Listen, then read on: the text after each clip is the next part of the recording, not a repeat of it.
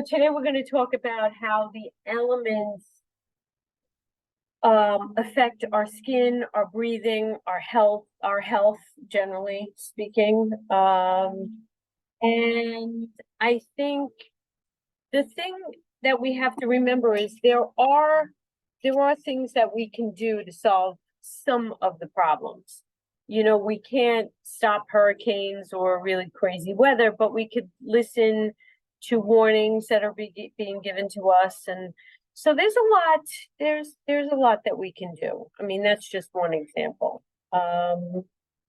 So let's talk about what I have.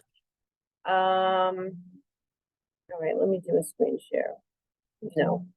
Okay, no screen share. So let's start with the fact that one of the things that we had asked was, oh, can you make an anti-itch, anti-inflammatory spray?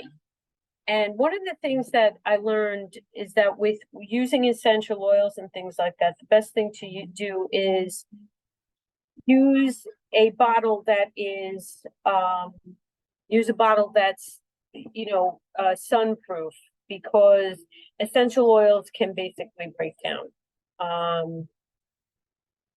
So let me look at my slides.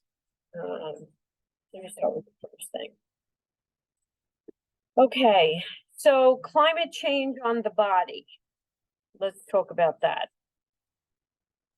So with climate change, there's an increase of cardiovascular diseases. There's an increase of breathing disorders that we know. There's dermatological irritations and allergies, and of course, injury and death during extreme weather. So solutions, like I said, if you're, did anybody notice like the really bad weather? Let's talk about that the other day. Anybody notice that we got drenched with 4 inches of rain in less than an hour? Yes. Because we did down here. Reed Avenue was like a river, and it was coming out of the sewer. Kind of gross. So one of the things you should do is to take evacuation orders seriously. My suggestion for sunscreen protection is to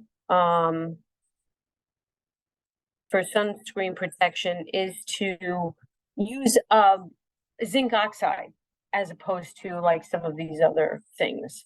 They're harsh on the skin. My other suggestion is when the air quality goes to 250 or 350, once it goes over 200, you should probably wear a mask while you're outside.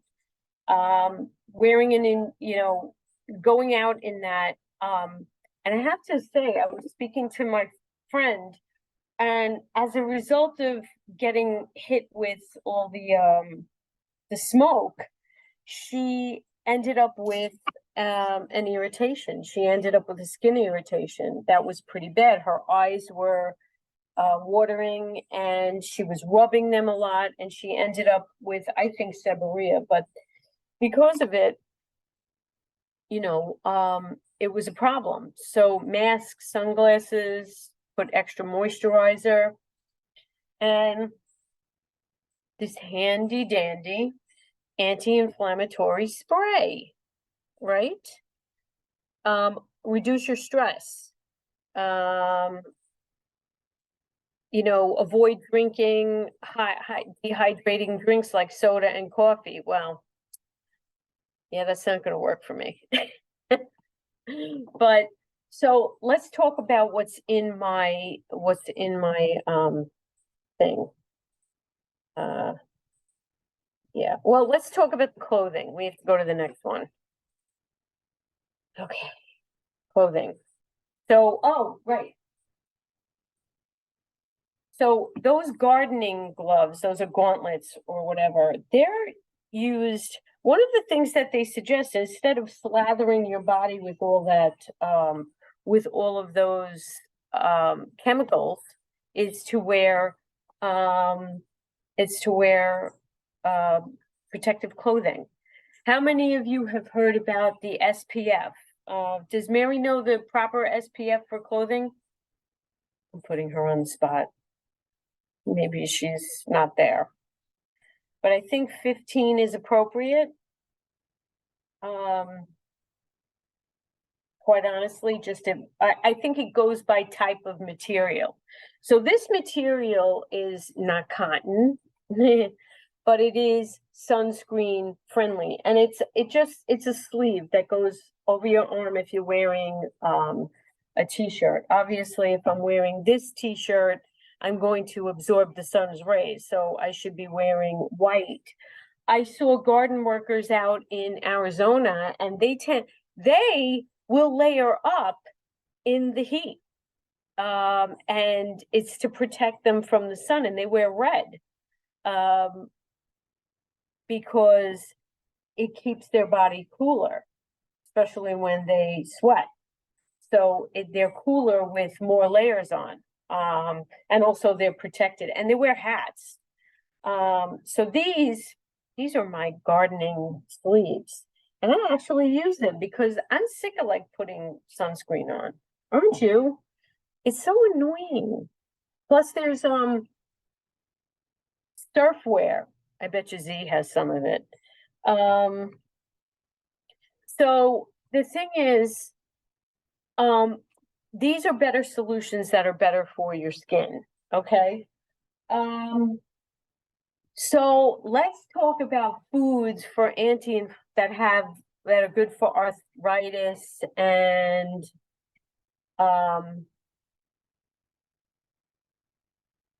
that are good for arthritis. So foods for arthritis and anti-inflammatory properties. These do not constitute a cure. And does it mean that eating these foods you'll suddenly take your pain away? No. They're recommended, okay, but they don't constitute a cure. And before you eat any of these, you should know if you have allergies to any one of them. Like I can't eat almonds, cannot have almonds. I'll eat peanuts because I get a mild itch in the back, but oh my God, when I eat almonds, my throat feels a little swollen. I know people who are allergic to strawberries, right? So these are all things that are good for you to eat, that are good for arthritis, that have an anti-inflammatory type of quality. And that's why they talk about eating the colors, right? Blueberries, raspberries, strawberries, cherries, nuts, green leafy vegetables, okay? Fatty fish. Does anybody know what fatty fish I'm talking about? Well, tuna. I do. What I else? say salmon, Salmon, right? I flounder. think flounder, there's some like, isn't bluefish a little fatty? But that's Yeah. a freshwater fish, isn't it? I don't know. I don't think octopus is, because I know they eat, and I don't eat octopus. They're intelligent creatures. We probably shouldn't be eating any creatures, but that's me. So one of the things, and of course, olive oil is very good. Olive oil gets put into some skincare products, but it does clog your pores. So you have to be careful about that. The cooling anti-itch spray. This is going to be fun. And maybe I should probably bring this a little bit closer because I feel like I'm talking 6 miles away. All right. So, you know what? I'm going to pull a Z and stack this with books. Now, she does it with like yoga blocks. Okay. So we're over here. Let's get to the fun stuff. So the fun stuff is things like what has a cooling property to it? Peppermint, very cooling. If you use too much of it, and if it gets in the wrong areas, there will be burning, and that will be uncomfortable. Eyes, lips, anywhere where there is soft tissue, things like that. You have to be careful with peppermint. Was I careful today? No, because the peppermint's on like squished on the outside of the bottle, and I went like this, and I'm like, oh, my eyelid feels so cool. Thank God it didn't get into my eyes. However, so what I did was with this spray, you know what, Matt? Let's go to full screen because I think I'm good after this. We'll go back and forth because I'm like in a tiny box. Hi. Thank God the house is clean. Okay. So witch hazel, it has antiseptic properties. I don't care which one you use. You could probably make your own witch hazel with a witch hazel tree. Comes from witch hazel bark that you boil. Aloe vera. That was a little goopy when I took it out. And then I took calendula flowers. They are infamous. Of course, we've talked about in the past. These are infamous for having anti-inflammatory, properties. They put it in creams. And what else does anybody know what else you put there's a famous hand cream company that puts something else, a food that we eat. It would be oatmeal. Oatmeal would be what they put in. So, but I did not put oatmeal into this spray because we have to keep it from being sick. Anyway, so I took a measuring, that looks so nasty, oh my gosh. But some of the best things look a little nasty. So I put in witch hazel. I did 1-to-1 proportions. So if I put in half a cup of witch hazel, I put in half a cup of aloe vera. And I took a handful of the calendula blossoms and I mixed them in and I let them soak so that some of the property would come out because they're dried. And then I put it through a sieve and I mixed it around so that I could put it as a spray, and then I put it in this bottle. Isn't that cool? Did you know that you could get dried aloe vera and you can mix it with water and reconstitute it? I think that's a good way of keeping it fresh. But what I did do with this little spray is I put a few drops of peppermint in it, and it does work. Now, what would we use this for, right? Why would this is a good spray. I think it's a good way of doing like an after bite thing. It's like I sprayed it on, it's not too cooling or, like it wouldn't sting because it's peppermint. So I did a thing where, you use it on your bug bites. I would not spray it on an open, like if you scratched a bug bite and you've given yourself, I don't know, you've given yourself a cut. I wouldn't do that. So, okay, so let's continue. Does anybody have any questions? What are the least allergic scents? Peppermint would be one of the least allergic scents. Grapefruit would be another one. Orange. I wouldn't use cedarwood because I would use cedarwood and citronella for bug spray, which if you remember last month I did the bug lotion where you put the bug lotion. I still have a little bit of it left. But we have that right in front of me. Mine was so soft I had to put it in a container. But yeah, that's the smell of bug hate. Bugs hate this. So other than oatmeal, well, I said oatmeal, calendula, rice flour, things like that. But the problem is when you're using them in aloe vera has, very few people are allergic to aloe vera. That would be like weird. It would be a weird allergy, but I think you could be allergic to anything.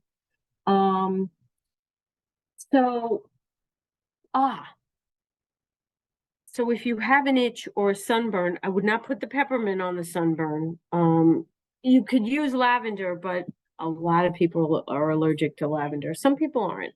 But apple cider vinegar you can use on a sunburn. It's very good because it takes the aloe vera gel, or aloe, the plant aloe. But the apple cider vinegar takes the sting out from your skin on your sunburn. You ever get a really bad sunburn when you come back from the beach and you're just feeling it, right? You sort of laid on your stomach for too long and now you're all in pain. That will help.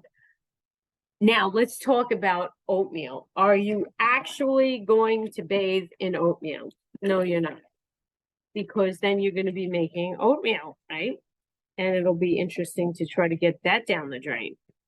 So what I would suggest is that what you do is you take the oatmeal, and that's gluten-free oatmeal, but you can get gluten-free oatmeal anywhere. Take the oatmeal, you put it through a blender or a food processor, and you grind it until it becomes a fine powder, a fine dust. Don't get oatmeal flour because that's probably been too processed.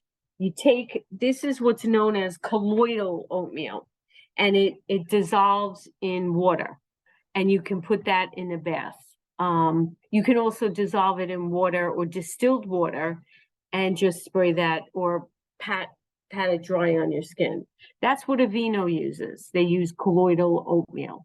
And colloidal means it's a fat, but it's one that doesn't really dissolve in water. I mean, it does-ish. It doesn't really. It makes the water cloudy, but it seems like it dissolves. And it doesn't precipitate out, like it doesn't go down and then separates. Like that would take a long time. And if anything, it wouldn't fall to the bottom, it would stay on the top. Any questions? Seem to be having so let's go back to the slides. Can you drink apple cider vinegar? I would not drink apple cider vinegar. I would not. Even if you diluted it. And the reason why I wouldn't do it is that if you have reflux, I don't care what the experts say, it will aggravate your reflux really badly. You can try and diluting it, but if you dilute it, it loses something in the translation. If your stomach is good, yeah, drink it. Fine, if you can take it. I had immediate agita. So what you're looking at right now is a QR code. And since this is a sustainable meeting, we're going to start using the QR codes so that we at Crestwood use less paper. And I showed my mother how to do this yesterday. You aim your camera, you open up your camera, and up will pop a little square, and it'll have the words QR, and you press it, and it will take you to a page. So on this page, it's a nice breakdown of what I talked about today with all the information. Okay, we can cut away. We can stop sharing because I want to talk about a little what I did today. I made more stuff. Okay, so here is a silicone mold, and I got, you can't see it. I got one that had nice little designs on it, especially for Halloween. It has like little mystical moons and an eye and whatever, and a snake. So I made, yes, that's better. So I made a bar of soap, a couple of bars of soap. Some of them are a little thinner than the others. But this bar of soap has, you guessed it, all those dots in there. It has oatmeal and it has calendula flowers in it. So I have 4 bars. I may make more, but guess why I made them? We're gonna use them as little giveaways for when, here's what we're gonna do. So we have some books and they're at the library. And I have said that you should take out these books because they're good books. So we happen to have this in the library. And we happen to have, hang on. We happen to have this in the library. This one's really good.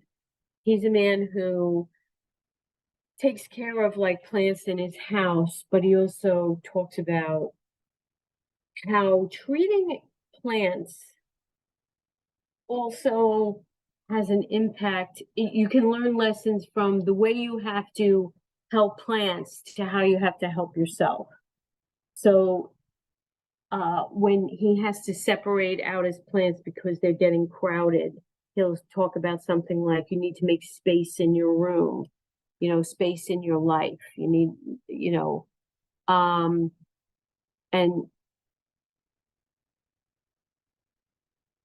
okay, you know, and things like that, and how to receive more light. If your plant is looking yellow, it needs more light. Same thing with us. We need more light in our lives.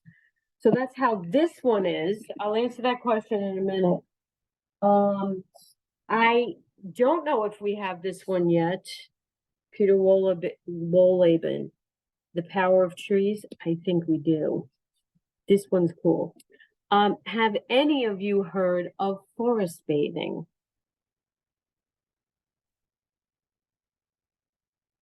Forest bathing is when you go out into a wooded area, and hopefully you'll be using this to avoid ticks. And you get, you just sort of take in the green and the fresh air.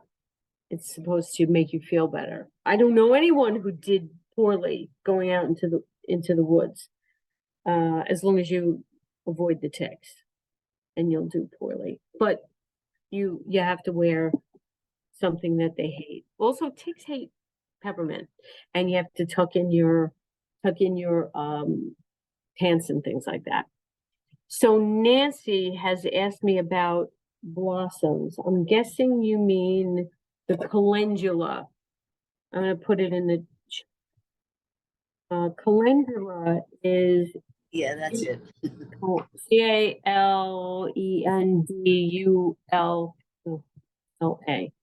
Calendula. I think calendula is marigolds, but don't quote me on that. If they're not marigolds, they're quick. Someone look that up. Calendula is the blossoms and the petals. That's what I used in the oatmeal soap. I mixed in calendula petals.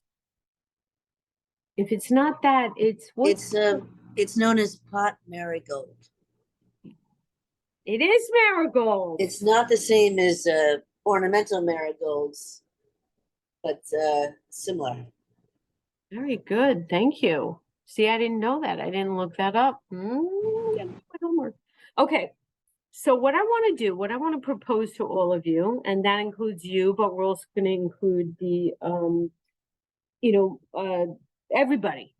We're going to include everybody, not just one branch or two. But I'd like everyone to participate in pick a book. Pick one of our environmental books. I always say Simply Living Well is amazing. There are other books, Simply Living, which I don't know about that. But you want to take a book. It could be any of the tree books, How to Read Water, which I have, Climate Crisis and the New Green Deal. Everyone loves Noam Chomsky. Noam Chomsky Day. That's his birthday. And I'm trying to think of what else. Oh, The Kitchen Garden, any gardening books. And I want you to tell me what you got out of the book. One thing, I don't even need I don't need some long-winded passage. I don't need a book report. One thing that you got that you're gonna use from the book. And if you get to me, right, we're giving out the soaps, homemade soap, if you actually use it. If you found one thing helpful and that you're actually going to use it. I have a lot of soap to go through, although I think I'm halfway through the giant chunk.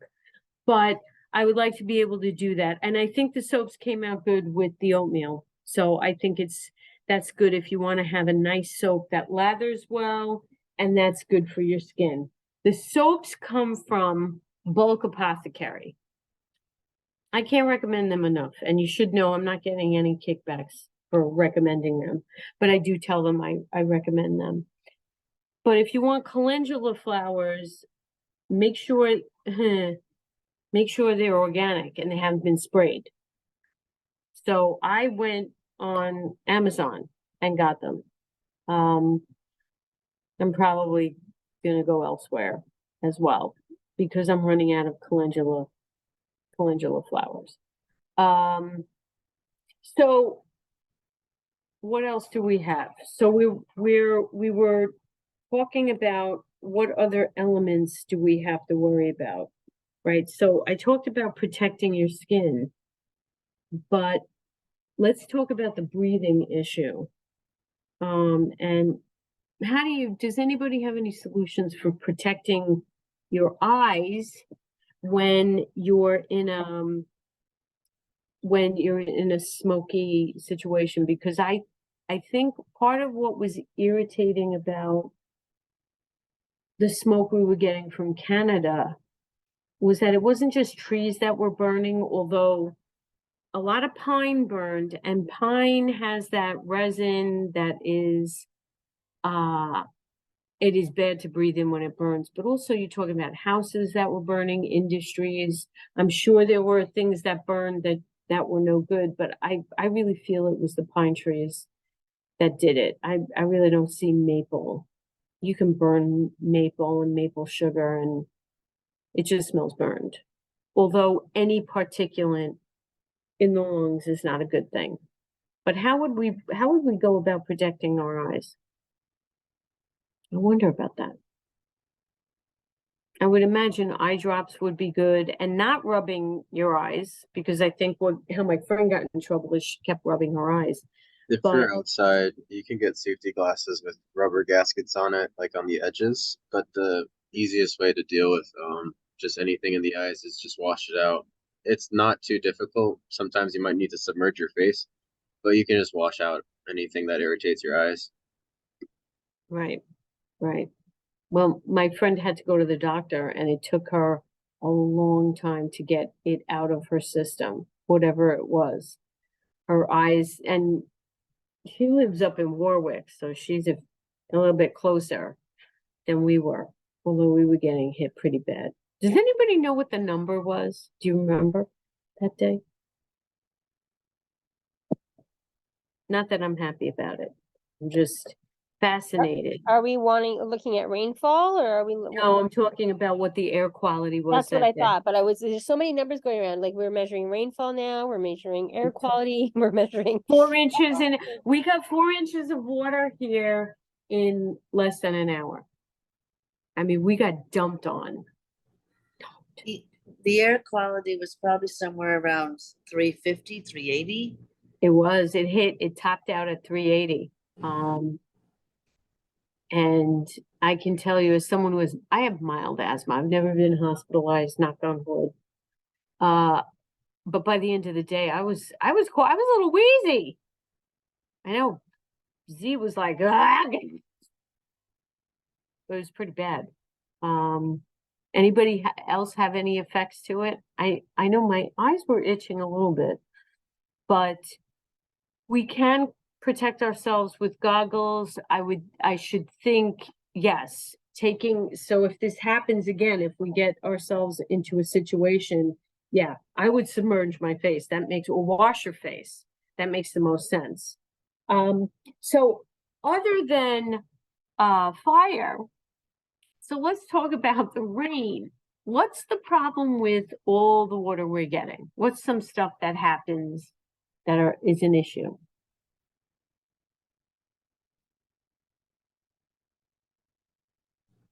I would think it washes the stuff from the atmosphere that's not good for us down to the ground.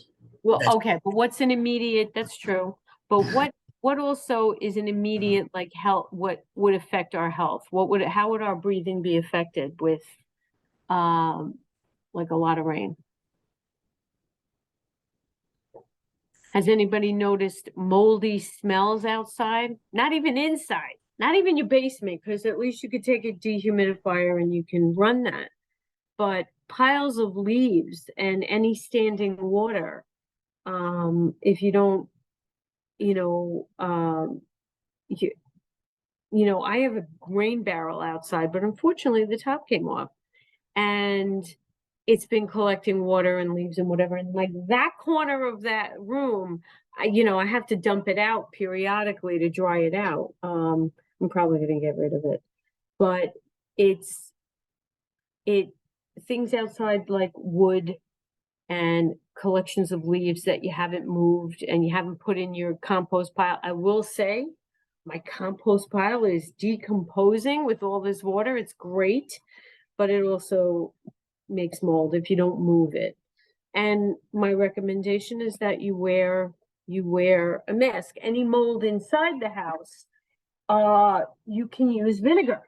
Vinegar is a very good anti-mold thing. I would not use vinegar on marble or any natural stone, because it wears away, it pits it, unless you wash it really quickly. But vinegar has a profound effect on mold. It also, should we talk about our latest plague of bugs? What's our new favorite bug? Lantern flies. My Lantern favorite flies. hate. Oh, and someone said in the chat, yes, I opened my window and I smell fungi type smells. Oh, before we talk about the lantern flies, where's that book? Where's that book? No, I had such a good scary book. Oh, I used it to stack on this. Okay. Books. They're so good for stacking. Let me take this out. Wicked Plants.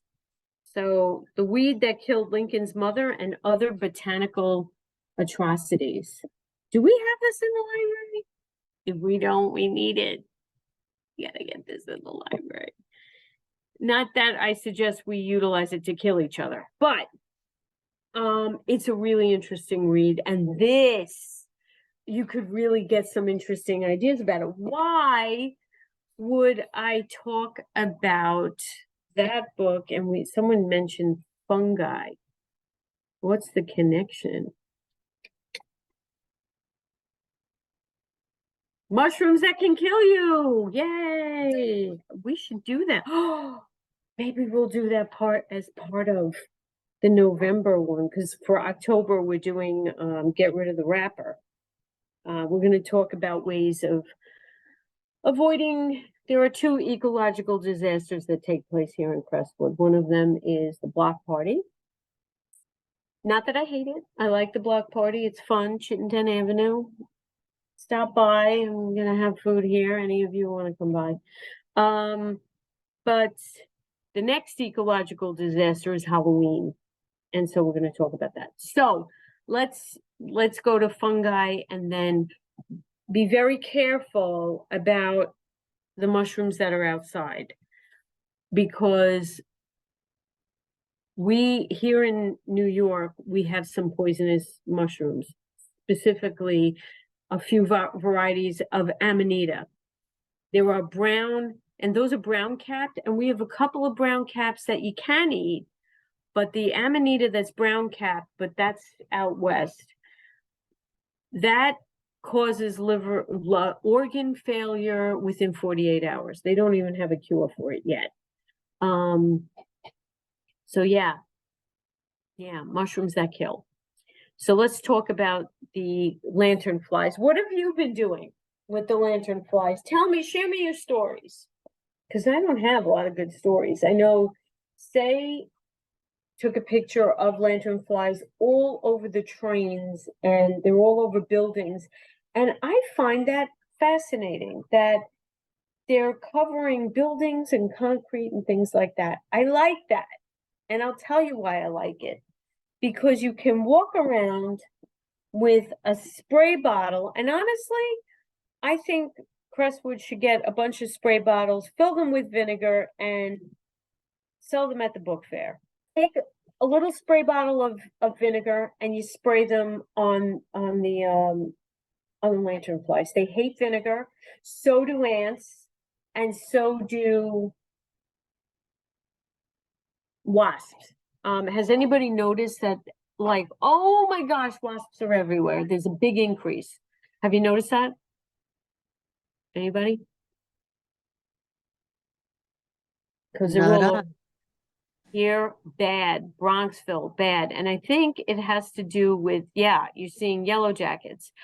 I think the increase has to do with nature's response to the lanternflies, because guess what? They are predators to lanternflies. And I think this is the checks and balances that you see happening in nature. So if you want to balance it all out, throw vinegar on all of them. Try to avoid putting vinegar on a tree or a delicate vine. I did it and I sprayed it off, but I sprayed a few of the lanternflies with vinegar. They hate it. And it eventually kills them. So if you see them on a building, you just grab some vinegar, put it out, put it out next to a tree. That'll be even better. Oh, we should do that. The one thing you don't want to do is put sticky tape around a tree. We did have traps, but we gave them out. And an easy way of making the traps, and I said this on the last one, is to get some netting and get some kind of tube and tape it to the bark of the tree and then put aluminum foil with a ledge out on it and hold in that little tube and put the netting at the top so you trap them so they funnel up to the netting and they can't get out. It's mosquito netting.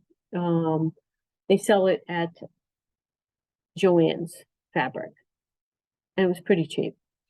So somebody said something about neonics. I don't know what that is. The use of, yeah. No, I think it's in response to because we have lanternflies over every train, building. So people are squishing them. The other thing is, do we have that card? So you want to kill the eggs that are like sort of stuck themselves. The egg sacs look kind of squashed and scaly. We're going to put a picture out with a QR code. And so this way you know how to identify between, it sort of looks like sap that came off the tree. Those egg sacs aren't going to grow until like October. So it's coming up, but they look like sap that has come off of a tree a little bit. Say got confused with that. I tell you, I thought it was an egg sac. So So you can't do that with the new barcodes, only the older one? yeah, you can't do it with the new barcodes because we're not gonna, that doesn't go through. That won't go boop.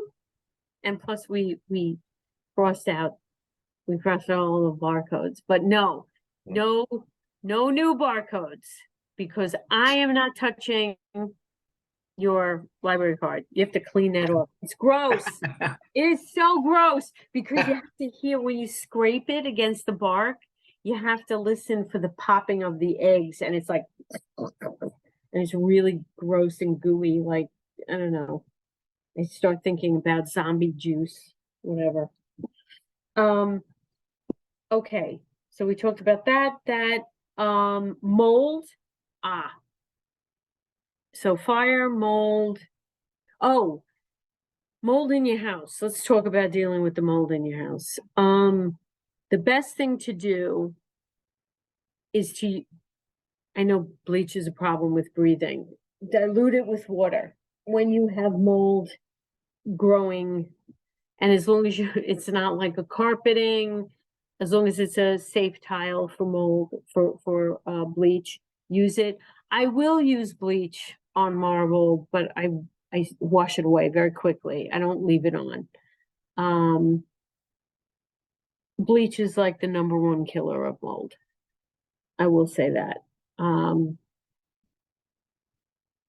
Use it in your bathtub, a little bit, but always dilute it. Dilute it. But anytime you pour it outside, you're gonna kill a lot of things. So, okay, so fire, rain, we talked about rain.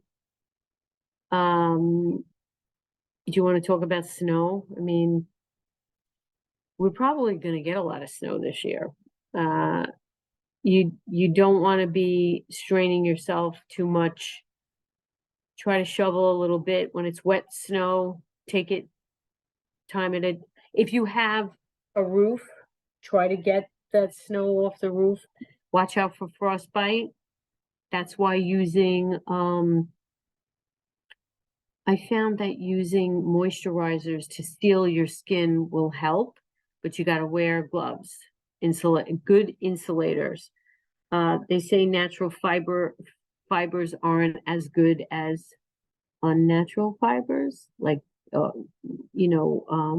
insulation shirts, which I hate, but you can wear wool. Wool is excellent. It's an excellent fabric. And if you get itchy, you can always put a cotton shirt underneath it. You'll stay warm. Wool's good. So fire, rain, wind. What about wind? Right? Because I think I have every element there. Well, again, with dry weather, you wanna protect your skin with moisturizers again. There are moisturizers out there that are loaded with SPF, whatever. I would just use zinc oxide over over the moisturizer I've given out. But the other thing is, let's talk about hurricanes. Do we know if that thing is coming up this way? Anybody? Where's my phone?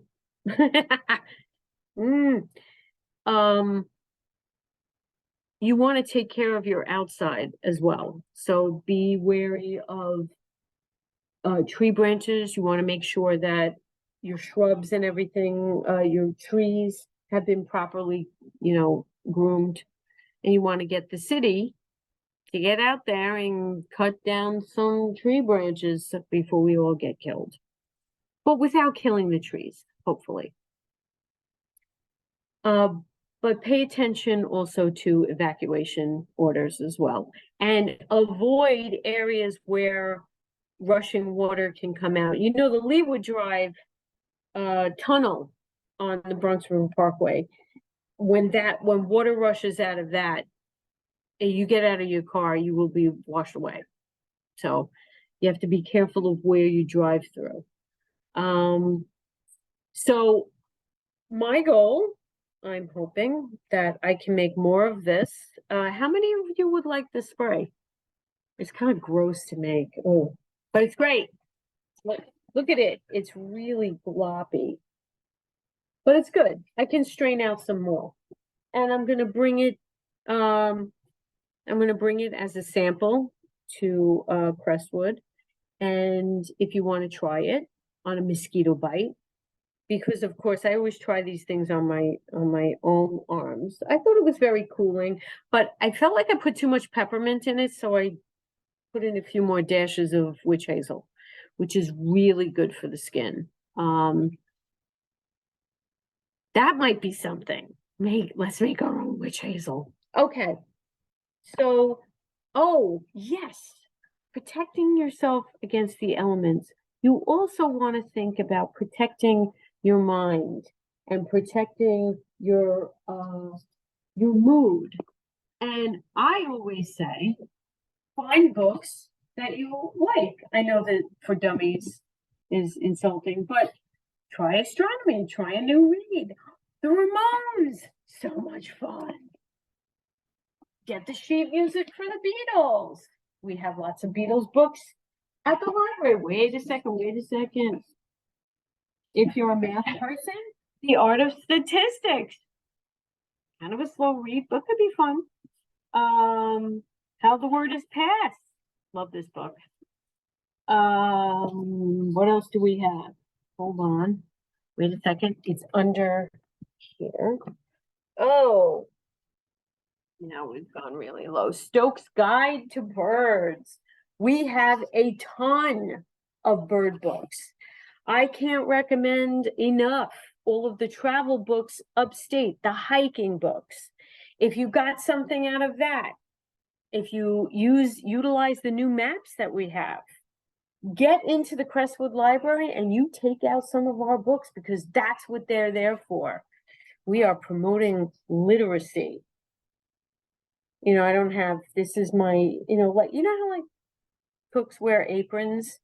I don't know what I need like an apron for, your books here, selling books.